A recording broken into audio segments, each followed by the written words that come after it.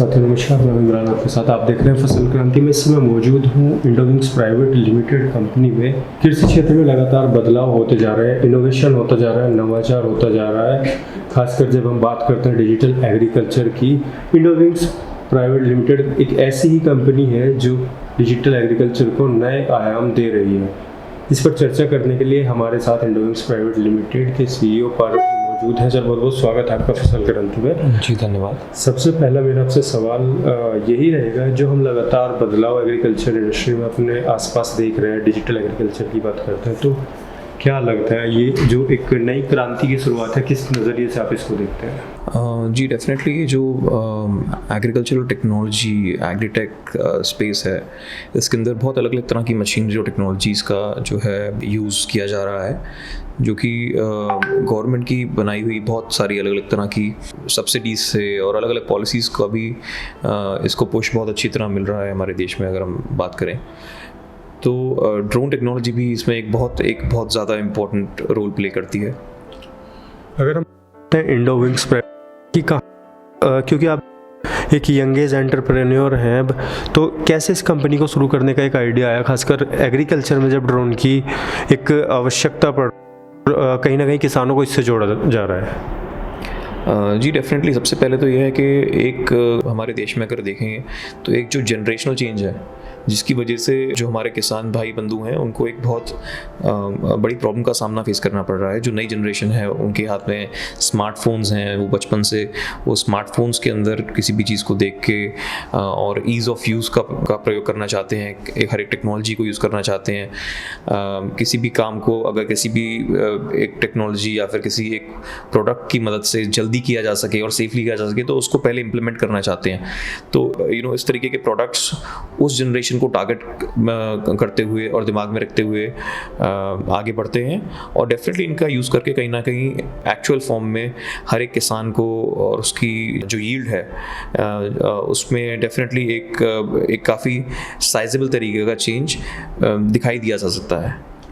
अगर हम बात करें कि जो ड्रोन्स हैं, क्या क्योंकि बहुत सारी कंपनीज हैं जो ऑलरेडी भी कर रही हैं इस सेगमेंट में, बट आपके प्रोडक्ट्स हैं, किस कैटेगरी के प्रोडक्ट्स हैं और क्या उनकी सबसे खास बात है जो अलग बनाती है इनको सबसे? देखिए, जो हमारे एग्रीकल्चरल ड्रोन्स हैं ये बहुत अलग टेक्नोलॉजी पे काम करते हैं। इसमें हम लोग सेंसर फ्यूजन टेक्नोलॉजी का यूज़ करते हैं, जिससे कि ये किसी भी तरह के एक बहुत हार्श एनवायरनमेंट में यूज़ किया जा सकता है। हमारे जो ड्रोन्स हैं वो IP67 रेटेड हैं, तो हम उन ड्रोन को किसी भी तरह के पानी या केमिकल या किसी भी तरह के खेत में जब हम यूज़ कर रहे हैं तो उनकी बैटरीज भी हैं या इस तरह के जो कंपोनेंट्स हैं जो कि पानी से ख़राब हो सकते हैं, वो सबसे हमारे ड्रोन का कोई भी कंपोनेंट ख़राब नहीं होता। तो इसको पूरा का पूरा ड्रोन इस तरीके का बनाया हुआ गया है कि एक मिलिट्री ड्रोन से भी ज़्यादा रगेड एनवायरनमेंट में इसको यूज़ किया जा सकता है। इसके अलावा इसके अंदर हम लोग की जो सबसे मेन एक USP है वो है हमारी मिस्ट नोजल टेक्नोलॉजी। हम लोग किसी भी प्लेन प्रकार की प्रेशर नोजल्स को यूज़ नहीं करते। हम इसके अंदर सेंट्रीफ्यूगल मिस्ट नोजल जो कि पेटेंटेड नोजल्स हैं उनको यूज़ करते हैं। ये नोजल्स यूज़ करके आप किसी भी अलग अलग तरह के क्रॉप पे इसको इम्प्लीमेंट कर सकते हैं। जो ड्रॉपलेट साइज़ है किसी भी तरह के स्प्रेयर का जो आप स्प्रे करना चाहते हैं इसके ऊपर, उसका ड्रॉपलेट साइज़ भी आप 20 माइक्रोन से लेके 400 माइक्रोन तक एडजस्ट कर सकते हैं। जब ये नोजल इस प्रकार से काम करती है कि जब आप इसे स्प्रे करेंगे तो इसको आप प्लांट के बहुत करीब रख सकते हैं। ये ड्रोन 2 से 3 मीटर ऊपर तक भी फ्लाई कर सकता है, और ये टेक्नोलॉजी की मदद से ये किसी भी लीफ को ऊपर और नीचे दोनों तरफ से उसको 360 डिग्री कवरेज देता है। तो जिसकी वजह से कई बार किसी प्लांट के अंदर अगर कोई जो है उसके अंदर कोई किसी भी तरह का कोई कीड़ा लगा हुआ है या किसी भी तरह की डिजीज़ है किसी प्लांट को, तो वो 360 डिग्री कवरेज की मदद से पूरी तरह से जो है डिसइंफेक्टेंट हो सकती है। तो ये तो बात हुई इंडोविंग्स के जो प्रोडक्ट हैं उनकी। सर ने बताया कि किस तरीके के ड्रोन्स कंपनी बनाती है। सर, एक बड़ा सवाल ये उठता है कि जब हम बात करते हैं ड्रोन टेक्नोलॉजी को किसानों तक लेकर जाने की, तो कॉस्ट का बड़ा मैटर आता है। जो क्योंकि इसकी कॉस्टिंग है, एक जो सामान्य किसान है, भारत की स्मॉल लैंड होल्डिंग है, वो अफोर्ड नहीं कर सकता, तो उसके लिए गवर्नमेंट भी बढ़ावा दे रही है और सब्सिडी का भी एक प्रावधान है। तो उस पर कितनी सब्सिडी ड्रोन पर लगभग मिल जाती है?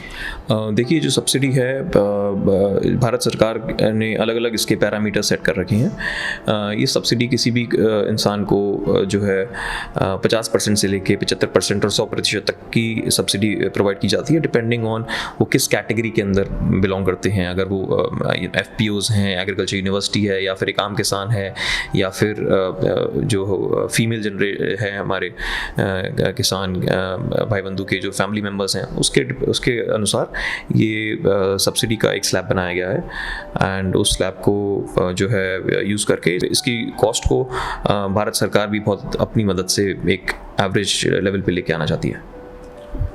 अभी जो नॉर्मल ड्रोन हम देखते हैं लगभग उसकी कीमत कितनी, अगर हम नॉर्मल बात करते हैं तो कितनी कीमत ड्रोन की रखी गई है? देखिए, अलग अलग तरह के ड्रोन, उसके फीचर्स, उसको कहाँ यूज़ किया जाना है, किस तरह के क्रॉप पे यूज़ कर सकते हैं, उसके हिसाब से लगाई जाती है।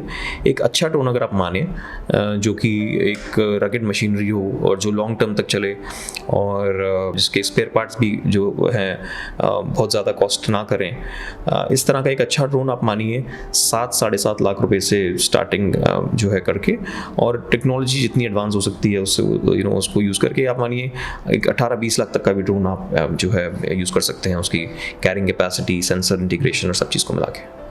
सर, आप एक यंग जनरेशन एंटरप्रेन्योर है, बहुत सारे ऐसे हमारे युवा हैं जो एग्रीकल्चर से लगभग अपना नाता या तो ख़त्म कर चुके हैं या कहीं ना कहीं वो एग्रीकल्चर फील्ड को छोड़कर दूसरी चीज़ों में जा रहे हैं। तो ड्रोन के ज़रिए एक अच्छी अपॉर्चुनिटी उनके सामने है, क्योंकि DGCA ने भी जो बॉडी है गवर्नमेंट की, उसने भी ट्रेंड पायलट के थ्रू ही ड्रोन को ऑपरेट करने के लिए कहा है। तो किस तरीके से युवा ड्रोन से जुड़ के खासकर ग्रामीण क्षेत्र में एक रोज़गार डेवलप कर सकते हैं, इस पर आप क्या कहेंगे? आई थिंक देखिए, बहुत अच्छी अपॉर्चुनिटी है ये उन युवाओं के लिए जो कि अपने इस सेगमेंट में जो है काम करना चाहते हैं।